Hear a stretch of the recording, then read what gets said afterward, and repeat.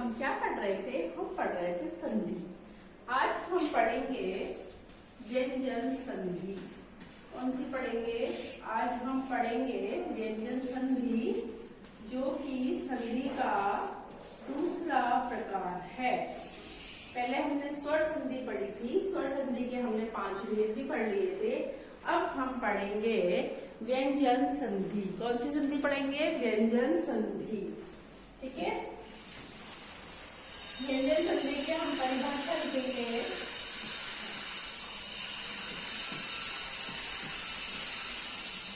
परिभाषा लिखिए। जब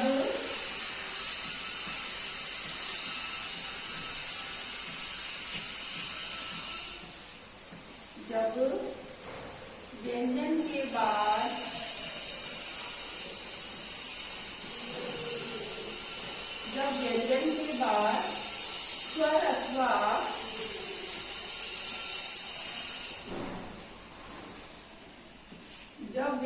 के बाद स्वर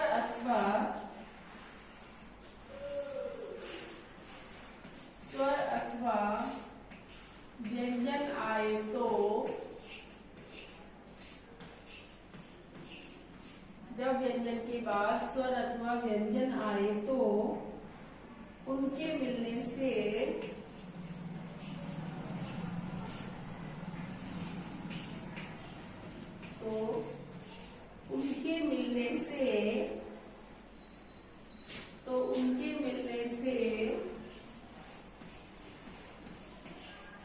जो संधि होती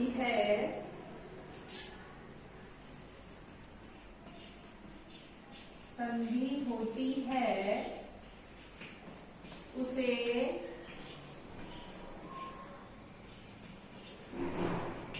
व्यंजन संधि कहते हैं।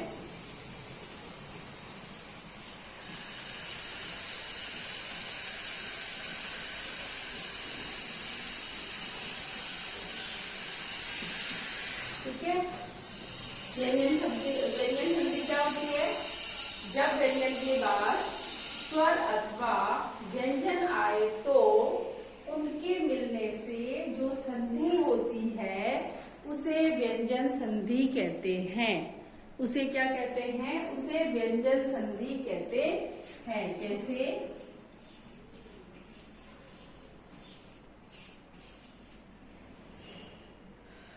जैसे है दिक प्लस अंबर। ये क्या आता है? तो इसके नियम लिखवाऊंगी मैं अभी आपको। तो ये हो जाएगा आपका दिगंबर। क्या हो जाएगा ये आपका? ये हो जाएगा आपका दिगंबर।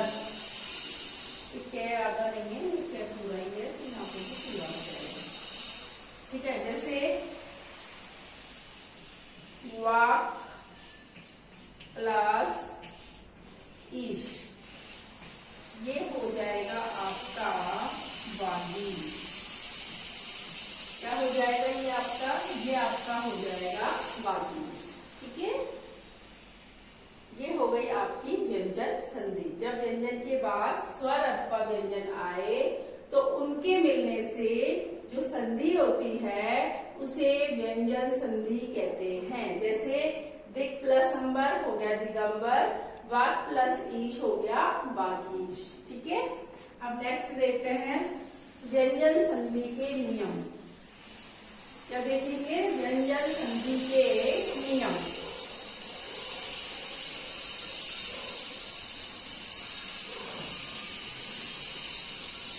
व्यंजन संधि के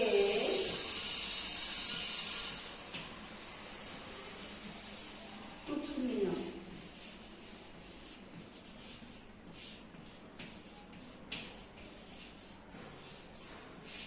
ठीक है। व्यंजन संधि के कुछ नियम। पहला नियम देखते हैं।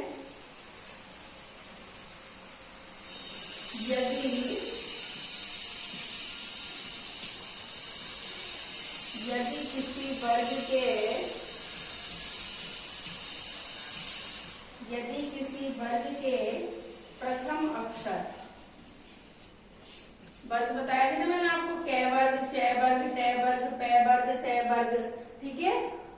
वर्ग के प्रथम अक्षर जैसे क, च, ट, त और पै, यानी कैखे गणना में से चे वाले में से, टे वाले में से, ते वाले में से, पै वाले में से कोई भी प्रथम अक्षर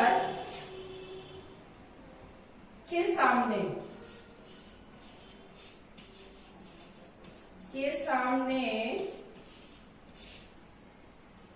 कोई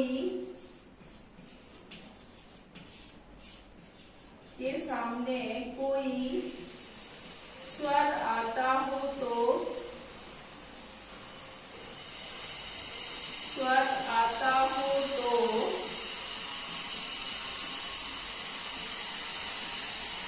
उसके स्थान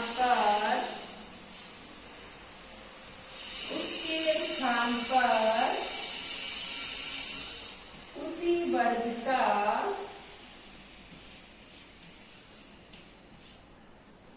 आता हो तो उसके स्थान पर उसी वर्ग का तीसरा अक्षर हो जाता है।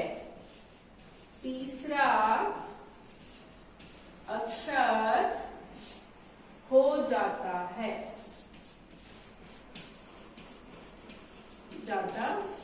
कैसे होगा? जैसे कै का तीसरा कौन सा होगा? क, ख, ग, ठीक है। कै की जगह क्या आ जाएगा? गे आ जाएगा। चे में कौन सा होगा? च, छ, जय, तो कौन सा हो जाएगा? जय हो जाएगा। टे में कौन सा होगा? ट, ठ, डर, ठीक है, ये हो जाएगा आपका डे। और ते में त, थ, दर, और पे में पे, फे, बे, ये हो जाएंगे, ठीक है। अब लिखो जैसे, करके दिखा देती हूँ आपको एक बार, ठीक है। जैसे लिखो सत प्लस आचा, तो ये क्या होगा? तय की जगह क्या हो जाएगा? तय की जगह क्या हो जाएगा? तय थे दे, तो ये हो जाएगा अपना सदाचार। क्या हो जाएगा? सदाचार हो जाएगा आपका, ठीक है। जैसे षट प्लस आनंद, क्या है? षट प्लस आनंद, तो ये क्या हो जाएगा आपका? ये हो जाएगा आपका षडानंद। टे ना, टे का तीसरा हो जाएगा डे। एक बार दोबारा देख लो। यदि किसी वर्ग के प्रथम अक्षर क, च, ट, ते, पे के सामने कोई स्वर आता हो तो उसके स्थान पर उसी वर्ग का तीसरा अक्षर हो जाता है। जैसे के स्थान पर गे हो जाएगा, के स्थान पर जय हो जाएगा, के स्थान पर डे हो जाएगा, के स्थान पर दे हो जाएगा, के स्थान पर दे हो जाएगा, ठीक है। ये था आपका नियम नंबर 1। अब नियम नंबर 2 पढ़ते हैं। कुछ नियम है लेकिन हम 2 ही पढ़ेंगे आज। दूसरा देखो,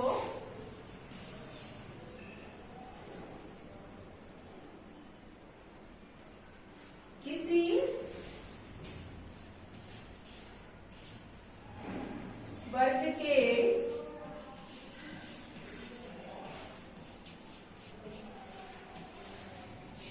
वर्ग के प्रथम वर्ण के सामने, किसी वर्ग के प्रथम वर्ण के सामने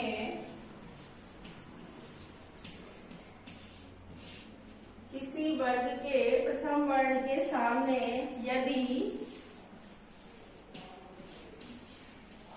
वर्ग का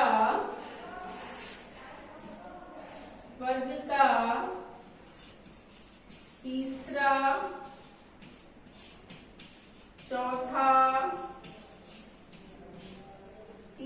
चौथा वर्ण अथवा ये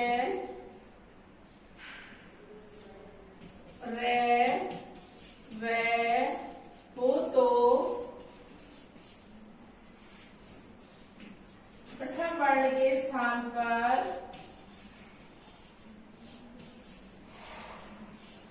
प्रथम वर्ण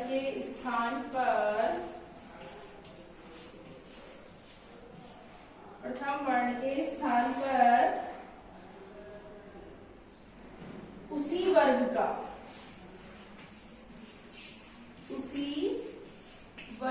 का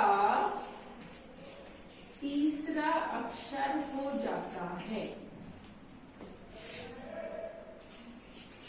तीसरा अक्षर हो जाता है। ठीक है, किसी वर्ग के प्रथम वर्ण के सामने यदि वर्ग का तीसरा चौथा वर्ण, वर्ग जानते हो ना, कै वर्ग यानी कै खे ग गण, चौथा वर्ण अथवा ये रे वे हो तो प्रथम वर्ण के स्थान पर उसी वर्ग का तीसरा अक्षर हो जाता है। जैसे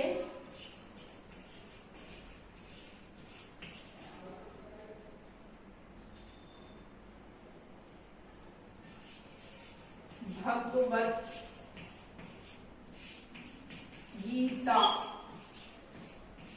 तो ये क्या हो जाएगा, तय के स्थान पर तीसरा हो जाएगा तो भगवद गीता। भगवद गीता।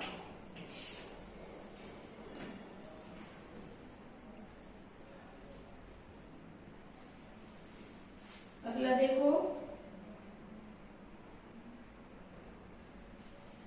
उत प्लस घाटन, तो ये क्या हो जाएगा, उद्घाटन। देखो प्रथम वर्ण है, प्रथम वर्ण के सामने कौन सा है, तीसरा या चौथा, तो इसका कौन सा हो जाएगा, इसका तीसरा वर्ण हो जाएगा। ये व्यंजन संधि के कुछ नियम हैं, लेकिन अभी तो नियम बहुत सारे हैं, हमने तो 2 ही नियम पढ़े हैं। ठीक है, व्यंजन संधि के नियम कुछ और भी हैं, लेकिन अभी आज की क्लास में तो आपको इतना ही पढ़ना है, और इनको सबको अपनी जो व्याकरण की किताब दे रखी है उसमें से आप अच्छे से पढ़ना। नहीं समझ में आए तो आप क्या करना, कॉल कर लेना, कमेंट बॉक्स में लिख देना, नहीं तो आप क्या करेंगे, वीडियो को लाइक करेंगे, चैनल को सब्सक्राइब करेंगे। ठीक है, अब अपना होमवर्क नोट करो।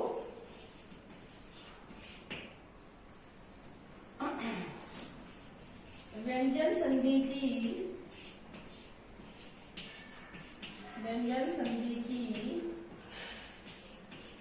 परिभाषा व नियम,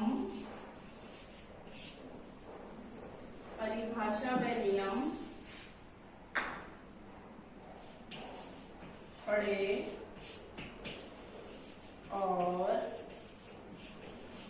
याद करें।